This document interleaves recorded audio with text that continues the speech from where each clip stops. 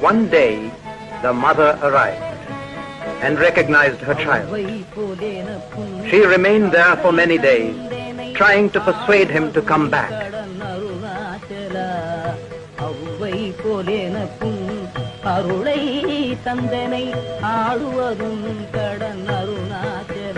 But she had to go back alone.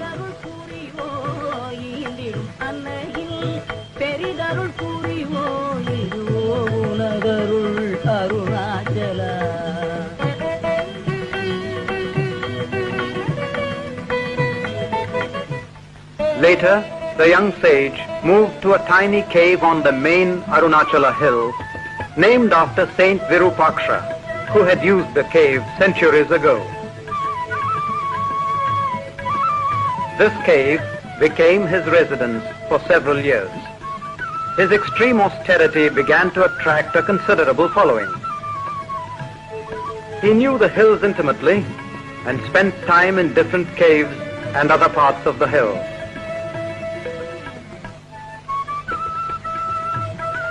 For 3 years since his arrival in Tiruvannamalai, he had remained silent.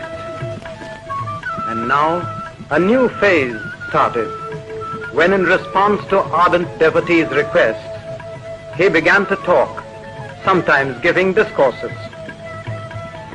Some of the devotees preserved these manuscripts, which were later published in various languages. A renowned Sanskrit poet and scholar, Ganapati Muni, by a sudden instinct, rushed and climbed the hill to meet the young sage of whom he had heard. The meeting and the advice received from the youth deeply touched the scholar.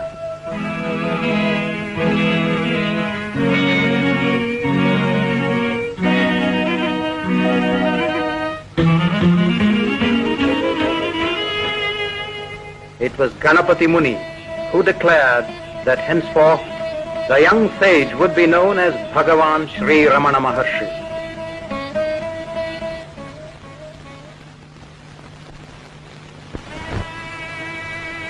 As disciples came from far and near, the word spread.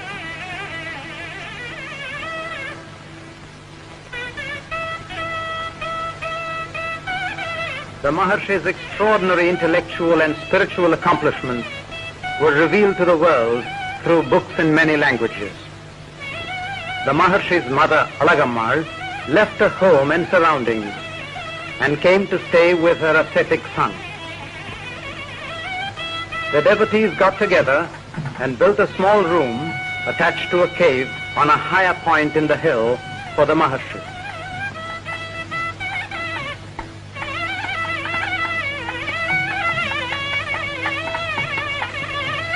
From 1916, for about 7 years, Skandashramam became the Maharshi's abode.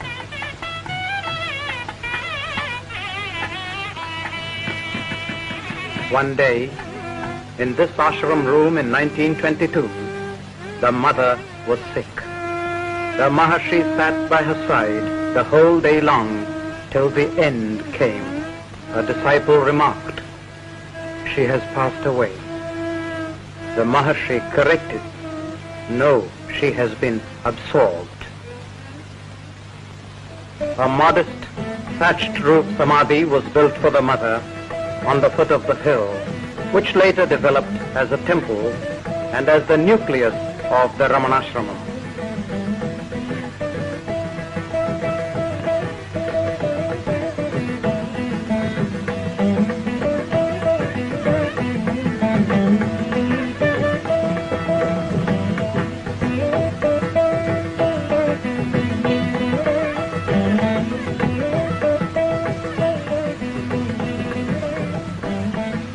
In his eyes, there was no discrimination whatsoever of caste, creed, religion, or race. He was accessible to anyone who came to him.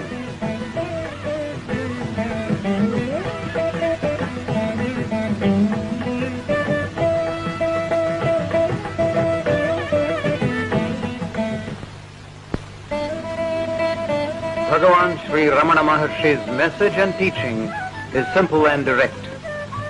It does, however, need determination and effort. To him, all men are already realized souls.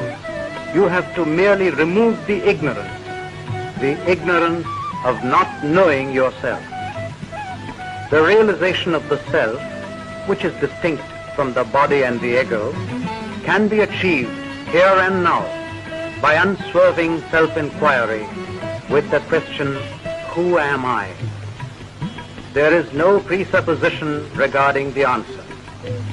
The question, asked in right earnestness over a period of time, leads to realization.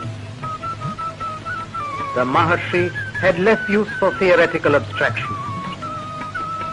As you cannot learn swimming by postal tuition, you cannot pursue spiritual inquiry by philosophical conceptualization. It has to be by direct practice of self-inquiry, leading to an experiential understanding of reality. The Maharshi arrived at such an understanding without the influence of textbooks, old or new. If his teaching was identical with the non-dualistic theories of ancient rishis, it is not because of their influence, but because he discovered them through his own experience.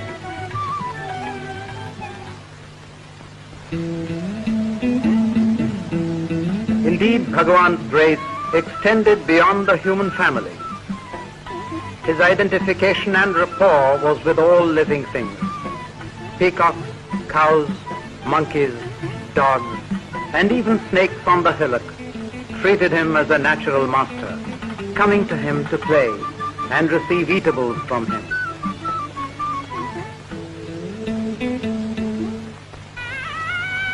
In 1949, the Maharshi's physical condition began to deteriorate. He underwent an operation for tumor, which was found to be malignant. The Maharshi never asked for treatment, but allowed his disciples to have their own way. In spite of excruciating pain, he remained smiling and calm.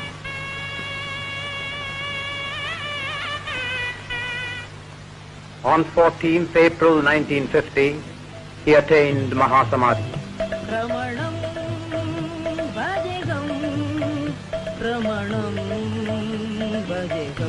Exactly at the time of his Mahasamadhi, the observatory reported an unidentified meteor. The sparkling, radiant meteor flying across the sky was noticed and reported by several thousand people all over South India.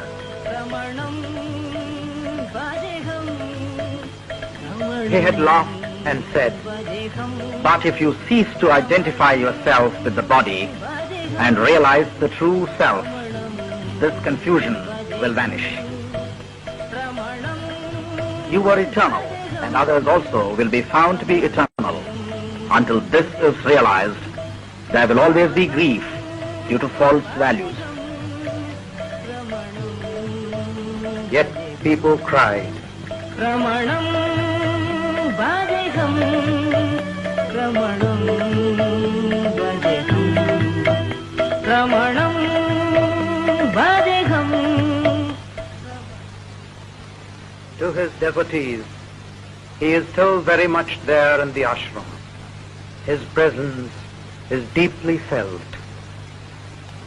Arunachala siva, arunachala siva, arunachala siva, arunachala, arunachala siva, arunachala siva, arunachala siva, arunachala.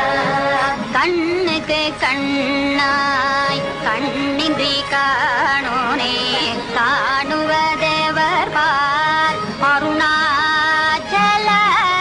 காந்தமிரும்பு போல் கவர்ந்தேனை விடாமல் கலந்தேனொடிருப்பாய் அருணாச்சல.